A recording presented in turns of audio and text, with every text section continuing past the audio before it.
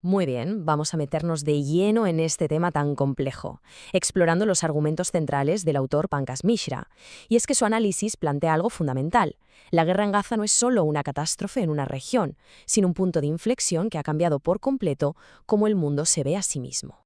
El análisis arranca con esa sensación tan particular, la angustia de ser un testigo impotente. Según Mishra, es un sentimiento que millones de personas han experimentado al ver lo que pasaba en Gaza, una especie de complicidad vergonzosa ante la barbarie. Muy parecido, la verdad, a lo que describió el poeta polaco Czesław Miłosz cuando presenció la destrucción del gueto de Varsovia.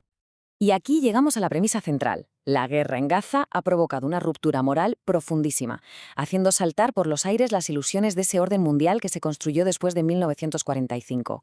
Para Mishra, esto ha empujado a toda una generación a una especie de madurez moral a la fuerza. Claro, todo esto nos lleva a una serie de preguntas bastante desconcertantes que Mishra plantea sobre la respuesta de Occidente. Así que el resto de este análisis va a ser, en esencia, una búsqueda de respuestas a estos enigmas. El primer enigma se centra en las acciones de los principales líderes políticos y pone sobre la mesa algo que parece una ruptura total con la realidad. Mischer señala que estas afirmaciones formaron parte de una estrategia para enturbiar, deliberadamente, los hechos que estaban ocurriendo sobre el terreno. Y aquí nos topamos con una contradicción que, es clave. Figuras de las que se esperaría que defendieran el derecho internacional, de repente parecen justificar acciones que lo violan. Para Mishra, esto saca a la luz una distorsión moral muy profunda en el corazón del poder occidental. Esta pregunta es crucial, porque pone el dedo en la llaga de la doble moral que parece estar en el centro de la investigación de Mishra. O sea, ¿por qué se hizo una distinción tan clara entre dos poblaciones que estaban sufriendo ataques violentísimos?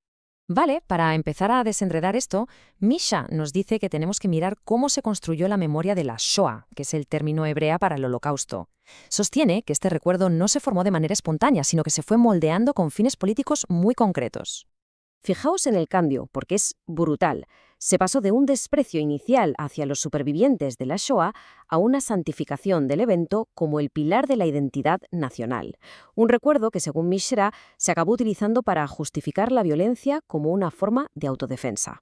La memoria de la Shoah, no fue siempre la misma, tuvo una evolución clarísima. Pasó de ser un trauma casi oculto en los años 50 a convertirse, décadas más tarde, en un acontecimiento central en la conciencia de Occidente, sobre todo en la estadounidense, y a menudo con fines políticos muy deliberados. Y aquí está el quid de la cuestión. Este recuerdo tan poderoso se fusionó con la identidad del Estado. De esta forma, la agresión militar se podía presentar como una defensa necesaria contra otro genocidio, convirtiendo a Israel, como dijo un analista, en un Yad Vashem, el memorial del Holocausto, con fuerza aérea. La supervivencia pasó a ser el único valor, el único propósito.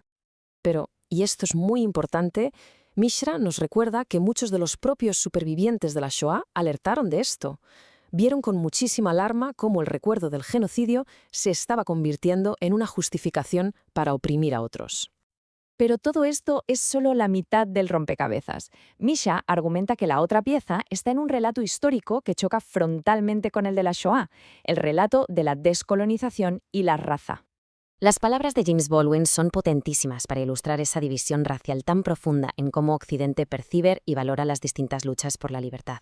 Para él y para muchos otros, la de Palestina es, sin duda, una cuestión de color. Y así llegamos a estos dos marcos históricos que están en plena colisión. Por un lado, el relato del Holocausto como un mal único, incomparable, y por el otro, el que ve el nazismo como la culminación de siglos de imperialismo racista. Mishra sostiene que esta línea de color es la falla tectónica donde chocan estas dos narrativas, y Palestina es el epicentro de ese choque, creando un antagonismo que parece imposible de resolver. Bueno, y todo esto nos lleva a la conclusión final de Mishra, a la tesis de fondo. La idea de que Gaza nos ha forzado a un doloroso ajuste de cuentas, porque ha destruido uno de los mitos centrales del mundo de la posguerra. El argumento central es este. La aparente indiferencia de las potencias occidentales ante lo ocurrido en Gaza ha hecho añicos la idea de que existían unas reglas morales globales compartidas. Ha dejado claro que la promesa de nunca más no era, al parecer, para todo el mundo. Y el resultado es una fractura total. Lo que antes parecía unir a una sociedad global, el recuerdo de la Shoah, ahora la polariza. Como se ve en el gráfico, otras narrativas históricas de sufrimiento, como la esclavitud o el imperialismo, reclaman una importancia moral similar. Y esto crea una especie de competición amarga por ver quién es reconocido como la mayor víctima. Esta cita de Günter Grass, aunque es muy cruda, lo resume a la perfección.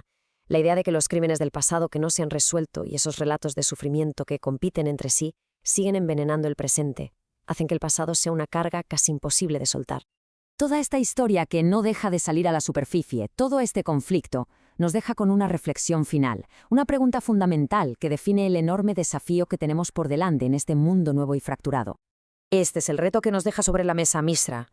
¿Cómo navegar un futuro en un mundo donde una historia compartida, y por lo tanto una humanidad compartida, parece haberse perdido? La cuestión ya no es tanto cómo recordar el pasado, sino si seremos capaces de construir un futuro juntos a pesar de él.